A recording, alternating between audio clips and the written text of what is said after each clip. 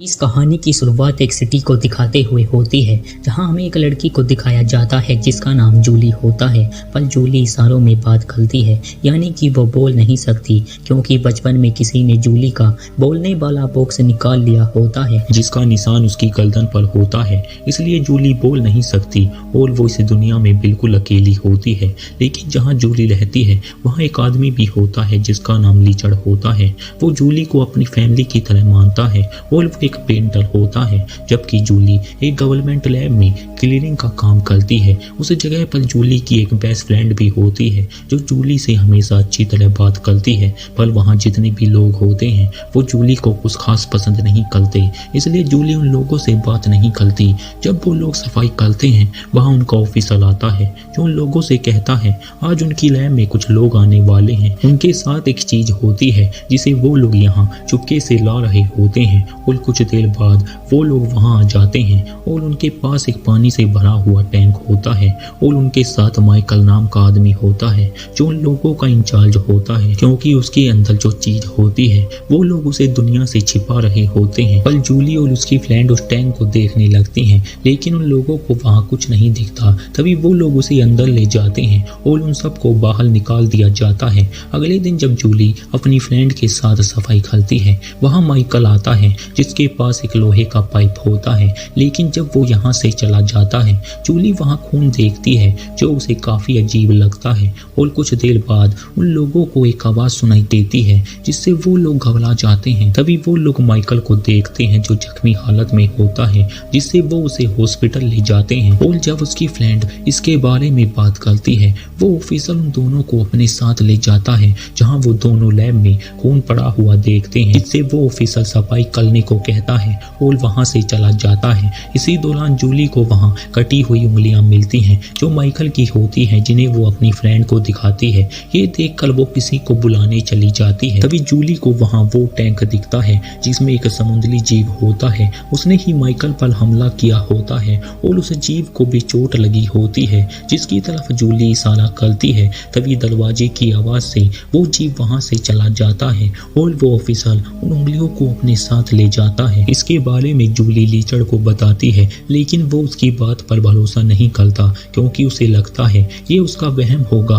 जिसके बाद लीचड़ वहां से चला जाता है। अगले दिन जूली सफाई करने के बहाने फिर से वहां आ जाती है, जहां वो उस जीव को देखने की कोशिश करती है। तभी उसकी नजर पानी के पूल पर पड़ती है जिसके अंदर वो जीव होता है और जूली एक अंडा निकालती है जिसे वो छोड़ने लगती है और उसकी आवाज से वो जीव बाहर देखता है जो जूली को देखने लगता है। पर जूली उस अंडे को खाने का इशारा करती है जिससे वो जीव उसके पास आ जाता है। ये देखकर जूली उस अंडे को उसके पास धर देती है और उसे खाने को कहती है, पर वो जीव उसे लेकर पानी के अंदर चला जाता है। जिसके बाद जूली बाहर आ जाती है जहां उसे लिंडा मिलती है, क्योंकि उन दोनों को माइकल ने बुलाया होता है जो उन दोनों से बात करने लगता है। इसी दौरान माइकल को पता चलता है जूली बोल नहीं सकती, उसका किसी ने बचपन में वॉइस बॉक्स निकाल लिया होता है, इसलिए वो इशारों में बात करती है। जिसके बाद वो दोनों वहां से चले जाते हैं। इधर वो जीव जूली की तरह इशारा करने की कोशिश करता है। अगले दिन जब वो लोग वहां से चले जाते हैं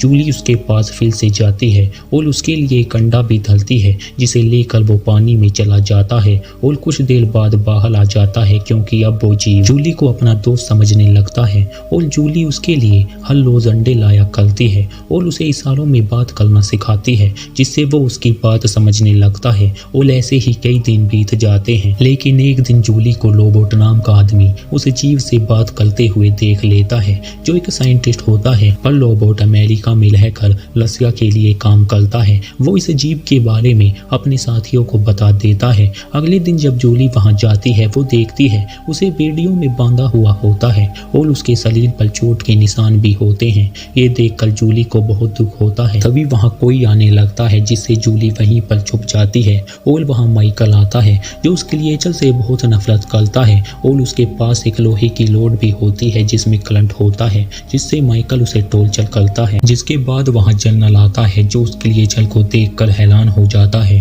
क्योंकि उसे लगा था ये एक छोटा जीव होगा। लेकिन माइक कहता है अमेज़न के लोग इसे अपना गॉड मानते हैं, पर ये लोग इस क्रिएचर के बारे में जानना चाहते हैं, इसलिए माइकल इस जीव को मारने को कहता कहता है तभी वो लोग इस ग्लेशियर के बारे में ज़्यादा जान सकेंगे। लेकिन वो डॉक्टर देखता है उसे बहुत चोट लगी होती है, इसलिए वो उसे पानी में डाल देते हैं और जनरल उस डॉक्टर से इस जीव को मारकर इसकी जांच करने को कहता है। ये सुनकर उस डॉक्टर को बहुत दुख होता है क्योंकि वो उसे मारना नहीं चाहता और ये बात जूली भी सुन लेती है, जिससे वो लीचड़ को बताती है क्योंकि वो लोग कहीं उसे सच में ना मार दें। और वो उससे कहती है वो बिल्कुल उसी की तरह है और वो मेरी बातों को समझता है, इसलिए जूली उसे बचाना चाहती है। पर लीचड़ कहता है जिन लोगों ने उसे पकड़ा है वो लोग काफी पावरफुल हैं और हम केवल आम इंसान, इसलिए हम उसकी मदद नहीं कर सकते।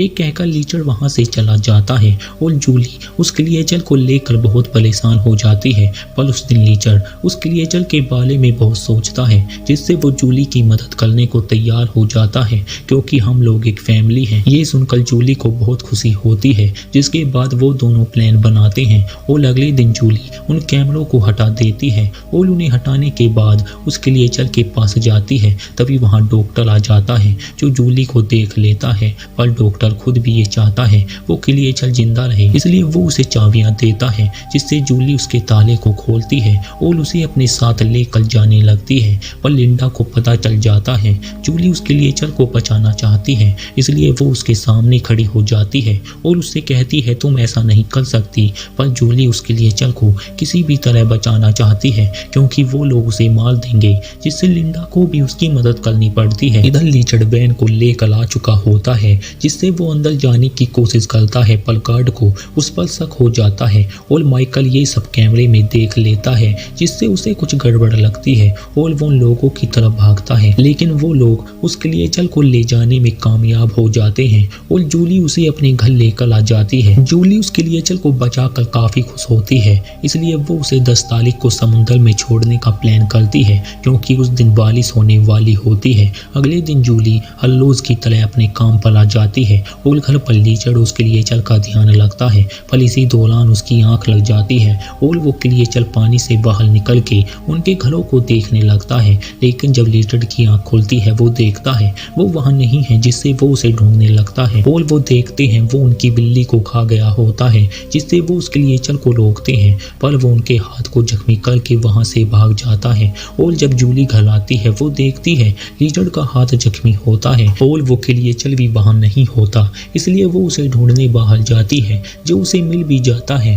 और जूली उसे घर के अंदर लेकर आ जाती है। लेकिन वो ग्लेशियर उनसे किसी तरह की माफी मांगता है और उनके सर पर हाथ धरता है और उनके जख्म पर हाथ धरता है। पर लीचड़ उससे कहता है उसे परेशान होने की जरूरत नहीं है, वो उससे नाराज नहीं है। अगले दिन जब लीचड़ अपने हाथ को देखता है वो बिल्कुल ठीक हो चुका होता है और उसके सर पर बाल भी आ चुके होते हैं। वक्त के साथ साथ जूली और उस ग्लेशियर की दोस्ती प्यार में बदल जाती है और वो दोनों एक दूसरे को पसंद करने लगते हैं। फिर हम देखते हैं जनरल माइकल को फोन करता है और उस ग्लेशियर को जल्द ढूंढने को कहता है। ये सुनकर माइकल काफी परेशान हो जाता है, इसलिए उसका शक डॉक्टर पर होता है, जिससे वो उसका पीछा करता है। लेकिन डॉक्टर अब यहाँ से जाना चाहता है, पर उसके साथ ही उस पर गोलियां चलाते हैं, जिससे वो जख्मी हो जाता है। तभी वहाँ माइकल आ जाता है जो उन दोनों को मार देता है और डॉक्टर के पास जाता है क्योंकि वो जानता है वो एक जासूस है, उसने ही उस ग्लेशियर को भगाया है, इसलिए वो उन लोगों का नाम पूछता है, जिससे माइकल को पता चलता है ये काम सफाई करने वाले लोगों ने किया है,